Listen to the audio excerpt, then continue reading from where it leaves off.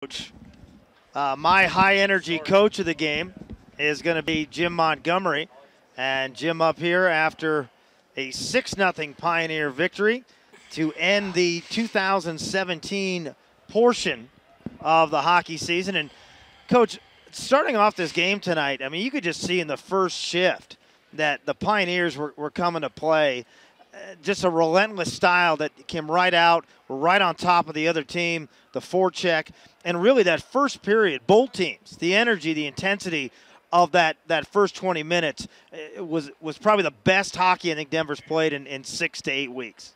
No, I agree with you 100%. It was nice to see, and it was nice to see us to continue to do it in the second period. And, I think the play 5-on-5 led to getting all those power play opportunities. Power play wasn't very great, but eventually we scored, and it was because we wore them down. Yeah, and then obviously in the second period with those power plays, you come so close on so many opportunities. Borgstrom hits that pipe. You think, here we go again, because that's been part of what's been happening. And then all of a sudden you get that second goal, and then the floodgates just open.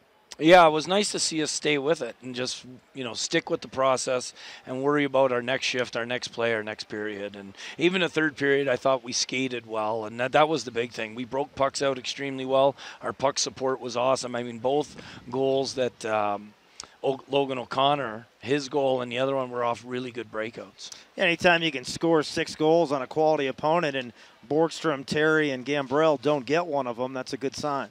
It's really good, and it's something that we got to continue. But it's just one game. We got to be really good this week in practice as we head into our final 14 games of conference play here before hopefully a long run in the playoffs. I mean, obviously, like you were saying last night, you've been staying up at bed up at night, can't go to sleep, trying to find out the right lineups or things you can do to kind of break this slump that Denver's in. Was there any one thing that you might have said or got through to these guys after last night's loss that created this fast start?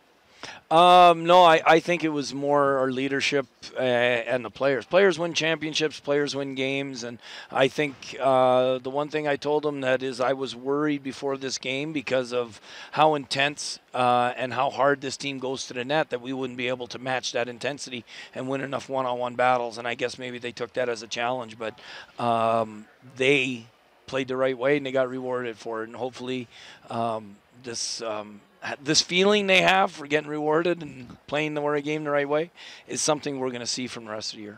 Well, and after a long break, you finally go back into conference play at Miami of Ohio and Oxford, Ohio next weekend. And, getting back into the conference, another opportunity for Denver to move up in the standings.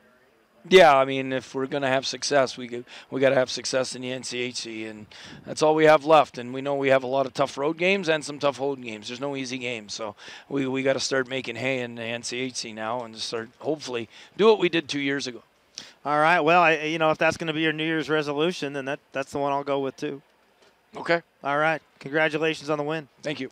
All right. That's head coach Jim Montgomery. We're going to wrap things up from Magness Arena. Denver with the win. Goes to 11-5-4 overall, still 5-3-2 in the conference. Wishing all of our listeners, wherever you are, a very happy New Year, a safe, happy New Year for everybody out there. Special thanks, as always, to Kevin Kistner back in the fan studio for all his great work. And for J.J. Lane, I'm Jay Stickney saying goodnight from Magness Arena. Denver wins it.